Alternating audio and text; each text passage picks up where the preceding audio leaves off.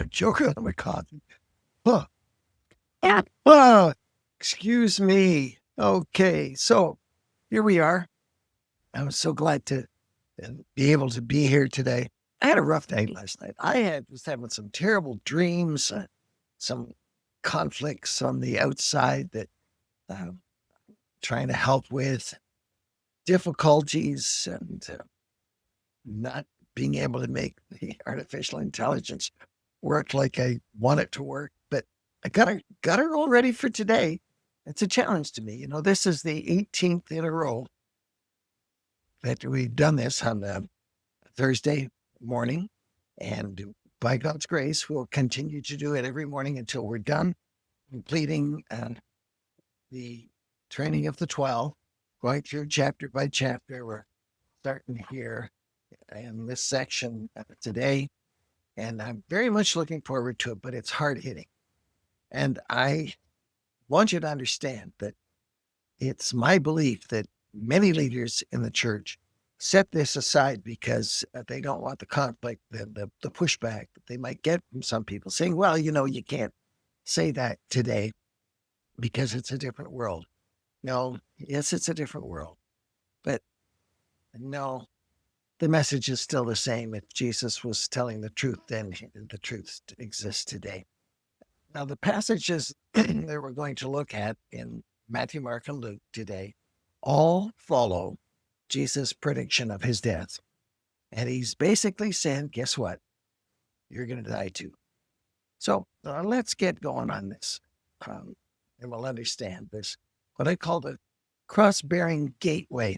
And what I mean by that is that Jesus says it's narrow earlier on, but he explains exactly what he means here. We're going to go through it. And I hope that it will touch your heart and change things radically. You know, in the church today, Bible reading has dropped, church attendance has dropped. I believe that there's strong evidence that the growth of Christians is not what it ought to be, or what it could be, or what it should be. And what Bruce is doing in this book is in the context of his world, saying, no, this is how Jesus trained the 12. And I believe that it's still very valid the way he analyzes things and puts various passages together, like these 3 passages from the Synoptics, and talks to the world as it is. This is a classic book. It is very important that we understand what it is to make people become disciples, because the church is at a crossroads. Attendance is down, communities are disconnected, and many wonder what's next. At first, we believe the answer isn't in more programs or professionals, it's in you, ordinary people making a real difference. Join us live every Thursday at 10 a.m. for real conversation, real solution, and a renewed vision for the future of the church. Let's build something that lasts. Subscribe today and be part of the breakthrough. You know, that's part of the artificial intelligence side. No, this is me. I don't believe there's intelligence here too. But it's amazing what you can do with AI today. And I'm going to over time show you more and more things in that space that I try to include every week that I call the commercial, explaining the issues. The whole text was written. The voices are artificial and the pictures were just brought in from other places. And I constantly say we don't have any excuses today, but we make excuses like people have always made excuses. And the challenge of discipleship here is that Jesus announced this very difficult truth that we're going to discuss. And it's not optional. And I repeat, it's not optional. It's the way it is. You are not a Christian. You are not a disciple if you don't follow this path. And this concept we're dealing with is cross-bearing, and it's not for special people. It applies to all. There are no exceptions. It is for every follower of Jesus. Now, I want to read the passage that's based on. I don't usually do this, But today I want to make sure that it's quite clear to you as to what Jesus was saying here. This is from Mark chapter 8, starting at verse 34. Then he, that's Jesus, of course, called the crowd to him along with his disciples. Very important. And this was the unbelievers from the crowd were called to him. And he said, whoever wants to be my disciple must deny themselves and take up their cross and follow me.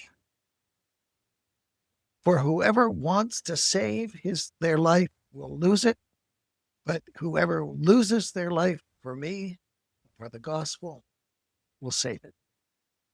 What good is it for someone to gain the whole world, yet forfeit their soul? Or what can anyone give in exchange for their soul? If anyone is ashamed of me and my words and this adulterous and sinful generation, the Son of Man will be ashamed of them when he comes in his Father's glory with the holy angels.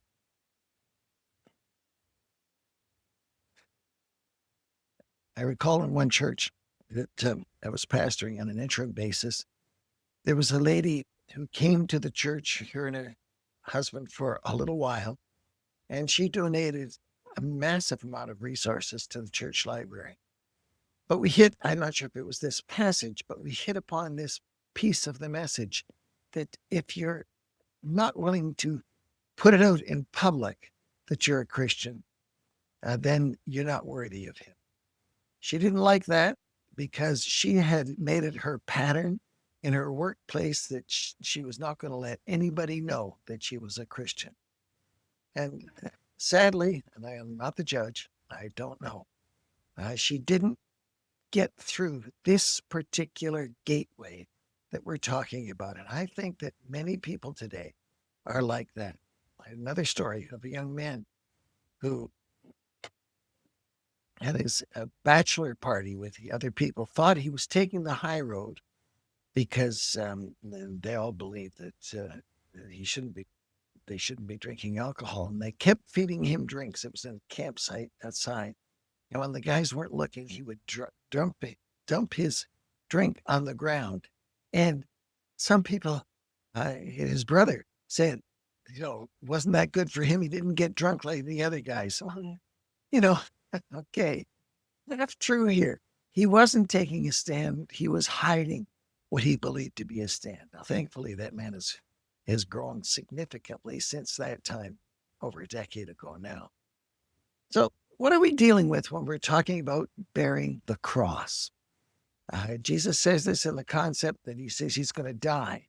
He doesn't specifically say that he's going to die on a cross in the passage just before this, but they understood eventually that this was about taking up the cross daily, not once in a while, not when you feel inspired or feel special or feel sanctified, but daily, every day. There are daily troubles that are going to come because of a commitment to righteousness. This varies by person. We're going to talk a bit about that as we go along. But it's always present somehow, somewhere, in some way, that you must take up your cross if you're going to live for him. And if this is essentially true for all people who are believers, who say they are followers of Jesus. And the reason it's true is that this is such a messed up, sinful world all around us, and the values that are espoused in the society in which we live, the greed and the desire for materialism and status and whatever else. It's going to be hard because people are not going to understand you if you, in fact, live by Christ-like standards and don't try to keep it a secret. Now, there's, of course, different types of crosses. For example, enduring other people's false accusations, where they say, oh, you're just doing that because you want to be better than the rest of us, or whatever it is. It's a matter of you have to choose living by your conscience over living by success. A good portion of the people who rise to the top of the heap in business, a large proportion, in fact, more than half, I believe, stats will say, come up through the sales department. And so many people who are in sales don't tell the whole truth.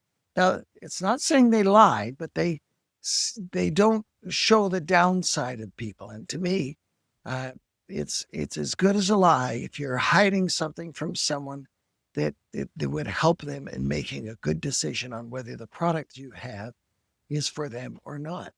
And so, if that's true, that the half, maybe it's not half, get to be the CEO of the companies, and they've come up as maybe half of the salesmen, prevaricating on the truth, then when they get to the top, what do you think they'll be doing?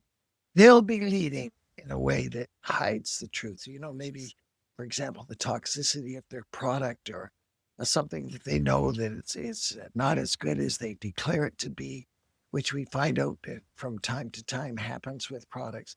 That's the world in which we live. And if you're going to get ahead in this world and make the most sales, if you're in the sales department, is you are going to just kind of shade the truth a bit and not tell people what they would need to know. So, you have to choose living by a good conscience over anything that would be described as success in this world. And that's true for people who are in ministry as well. And this is why I think that this part of the message of the gospel, it will hurt the sales in the church. Some people will drop away, like the one lady I told you about earlier. They'll drop away if you speak as frankly and directly as this. And some pastors are saying, no, they don't, they'll get abused in the marketplace. They'll have people picketing their church, so they just soften their views and don't say in public what they believe in private. And that may indicate that some of those people are actually not getting through that cross-bearing gateway into discipleship. Again, I can't be the judge of that, but you have to judge for yourself whether you've actually made that commitment to leave all self-ambition and take up your cross and follow him daily. And when you do, you're going to feel isolated at sometimes. It's going to be a little awkward for you in the marketplace, in the office, and the neighborhood party. And people are going to go, tee hee hee, that's the religious Joe over there. And you're going to try and be cool and not be religious. Oh, and some people are going to outright reject you because of your faith. And, you got to live by countercultural values. And that's a cross that you have to bear.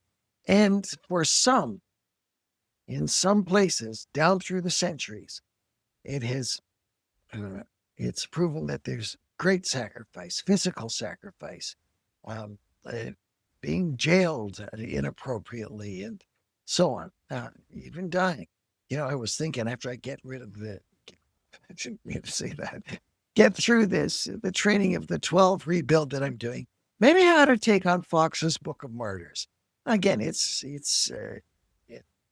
public domain, and I haven't even read it, to be honest with you. No, that's not the right word. To be frank with you, I have not read the whole book. I've read parts of it, and the stories are phenomenal of how people were burned at the stake, so on. And that history ought to be maintained in history. And maybe I'll get to that. I'm not sure that I have enough days left in my life to do it. But it's something that's very much worth looking at as to what saints of the past have gone through. The writer of Hebrews talks about how the saints prior to his writing had gone through all sorts of trials and yet remained faithful. And we need to remind people that sometimes there will be trials to go through. Now, lots of people try and kind of write this concept off, and they say, well, that was true in times where so and so and such are, really, that's only for those who are the super Christians, the ones who want to be the religious leaders. Well, it's certainly for them, but it's for all. And there's only maybe special circumstances in which you're going to have to carry your cross for a short season. Maybe it's just not necessary in today's times. I'd like to say people, they don't like to have the idea of commandments, and there's all kinds of them. I've identified, I think there was 268 direct commandments in the New Testament that says this is how we're to live. And people want to say, no, no, I don't. I want a discount on that. This is a different world. It's kind of like they don't believe in the Ten Commandments anymore. They discount it to maybe 6 or 7 ahead of neighbor. Who said that her religion was to live by the Ten Commandments, and then she proceeded to, in the conversation, tell me tell me things that would say, "Oh, no, well then you're not. You broke that commandment. You broke the other commandment." Before we were done the conversation, I think I had her down 5 that were left that she thought were valid, because she didn't even know what the Ten Commandments were. It was a concept to her. It had just because of her religious upbringing, it was a concept that she had in her mind, and she wanted to believe she was an upstanding moral person. And let me tell you for sure, she's a really lovely neighbor. And she's a nice person, but no, she doesn't live by the standards. And she will admit that she's not walking with God. And she's said that if there is a God, and she's not sure there is anymore, but she thinks it's a good idea to teach her kid that there is. So that's bearing false witness. So we have to discount that one. Um, but if there is a God, she's going to go up to him and she's going to walk up one side of him and down the other and rip him to shreds over the fact that he didn't protect people under certain circumstances in life. To which I just looked at her and said, good luck with that, because it is not going to work. Um, you know, it's not extreme to say, I'm going to bear my cross. It's not extreme to say, I am going to sacrifice in a way that other people are unwilling to sacrifice. I want to get back to that, so I better hustle. Um, uh, you know, it's a paradox. If you save your life, you'll lose it. If you lose your life for my sake and the gospel, you save it. And it's 2 levels here. Your life, the life of the normal human existence, in exchange for losing your life for this higher level spiritual existence. You have to lose earthly gain to get eternal gain. Sacrifice is absolutely true that in the normal course of life, the things that people think are important all around you cannot be important to you if you're taking up your cross daily. You're choosing a higher plane on which to live, and you're not willing to go back to that low plane.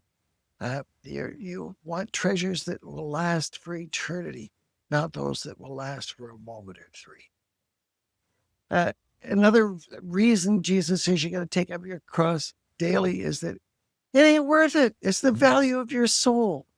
You have to really rate this whole business of walking with him and living spiritually as being worth everything.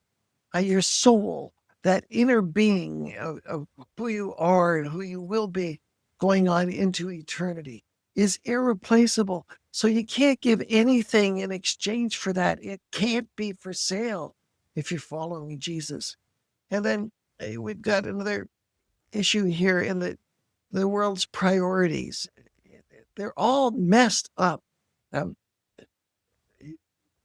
Bruce uses the term animal happiness. Well, I'd rather say kind of natural, but it's kind of like living like animals in the sense that they have no soul.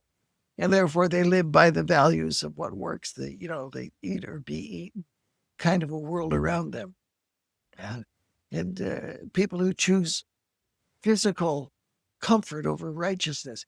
We have fewer and fewer missionaries today because people aren't willing to give up the creature comforts of living in the West. And they say, well, I'll send on some money, and they don't even sacrifice anything of their money. I want to get back to that. So I got to keep moving on. They avoid any kind of difficulty in life, and that will not work because you've got to be willing to, as it were, have a cross, not a physical cross, but a sacrifice that you make daily in order to follow him.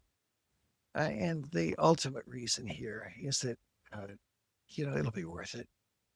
Christ is going to return and set things straight.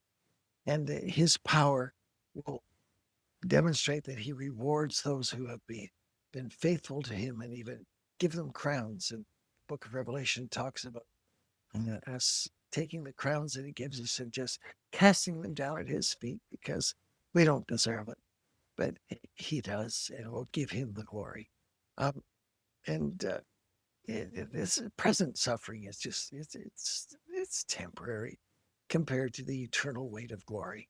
So the kingdom of heaven and the kingdom of God, kingdom of heaven used in Matthew, kingdom of God emphasized in Mark and Luke, and not in the Gospel of John.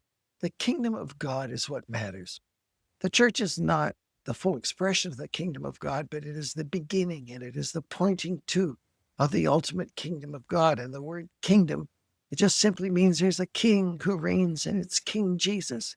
And that transaction of giving your life to him is designed to give you a holy motivator inside of you that pushes you to follow him and be what you should be, and to sustain you and give you power through the hardness of life so that you can live long and strong for him. So you got to find out what fits for you. What fits for you is different. You've got to find your cross daily. I am stirred by how many people have so much money available and they won't give it to the cause of glory. They say, that's for my children, or whatever it is. It's kind of like they got a secret closet in which they can store up money.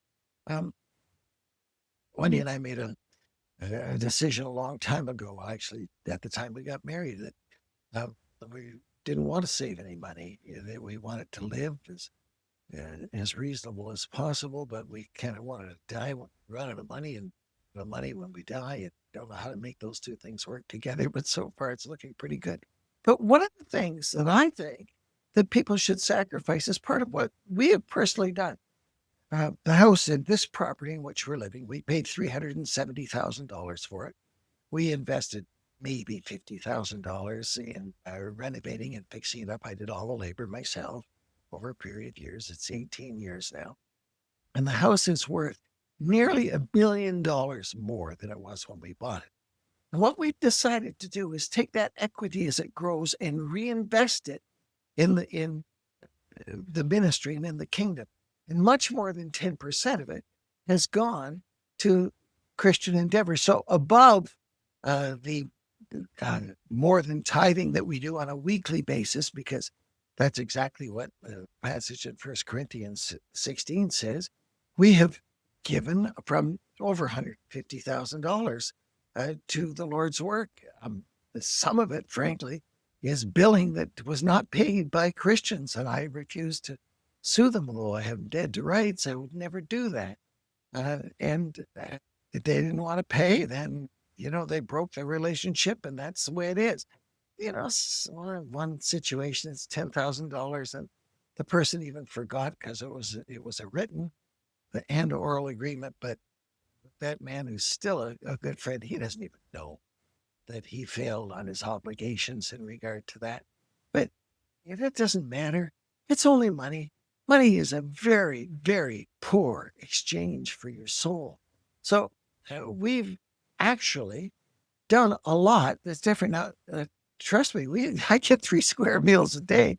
We get to go on vacations. We don't live under any hardship by any means. The Lord has blessed us abundantly, but we've given so much.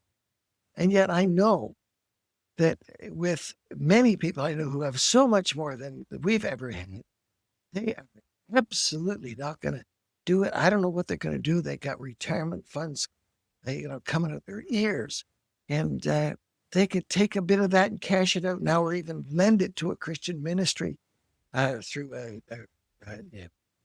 financial instruments that you can do it so that they wouldn't have to cash it out and pay the taxes on it. They can lend it, and it'd be tax-free, and it comes back into their estate when they die. They don't need the money. And here we have churches sometimes languishing, starting churches languishing. I don't believe that we should be taking money to put into people's salaries.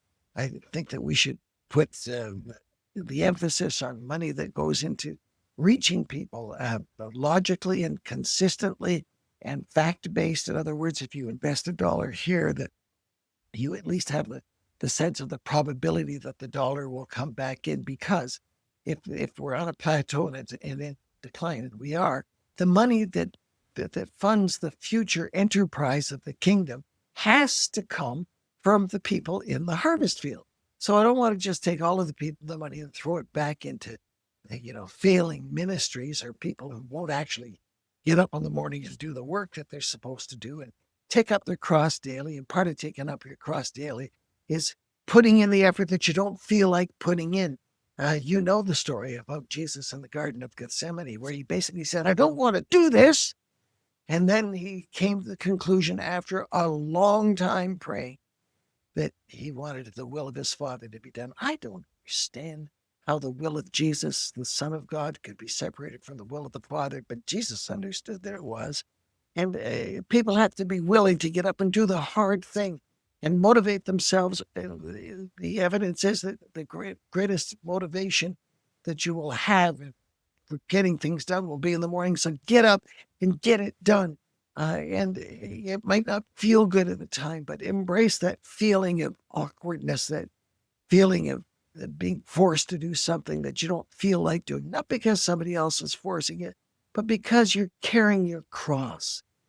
Choose a life of high consistency to do what the King wants you to do. So you want to be like Jesus? Well, quit rationalizing. Say, well, guys, take care of it. I'm just going to blah, blah, blah, blah, blah, blah. Stop that. Don't rationalize things away. Be honest and trust the Lord that he'll take care of you. The Lord has taken care of us. He can take care of you and many others who made much more sacrifice. We got many missionary friends who've spent decades in humble circumstances in difficult places around the world. And they are some of the most blessed people that don't have anything of earthly wares, but they've got that which is really important. They've laid up treasures in heaven, and they've got this spiritual life that is admired by all. And I guess they got some little bit of a payback, but it's what Jesus wants of them. Don't compromise your standards saying, well, a little bit of this, and don't have a secret reserve. I think that's what people do. They put things in a bit of a silo and say, Jesus can have all of me except what's in this silo. Little tract that was written a long time ago, My Heart Christ's Home, and it talked about things in the closet that need to come out of the closet. And if you're thinking of something right now that you need to take out of the closet, give to Jesus, then you better do it because you know that you are guilty. And if you don't know that you're guilty, then ask the Lord to make clear to you what you're guilty of, and he will. He will. And, don't say, well, I'm not going to sacrifice more than the other people are sacrificing. I'm not going to, I see so-and-so and they're doing pretty well in life and yada, yada, yada. Don't compare yourself to others. You got to be what God called you to be. And don't forget the sacrifice. He said, take up your cross daily. So you figure it out today. You figure it out. And one of the things that I would ask you to do in sacrifice is do something that's a little awkward and pass this lesson on to somebody else. And they might be a little offended. So what? If you think it's the right thing to do and somebody needs this lesson, then send them the link to this program and, smash that subscribe button. I don't even know what that really means. But, I want more and more people to pay attention to this. And if you need a copy of A.B. Bruce's book, I'd love to get it to you. I can give you a rough copy in PDF right now, but at the end of the year, it'll all be spiffied up at grade 7 language and go through and compare the what artificial intelligence has helped with the chapter of the book, and chapter by chapter. We'll go through and we'll get that message over 150 years old, updated for today. And I want you to keep coming to these lessons, and I want you to come back next week. So God bless you as you carry your cross today.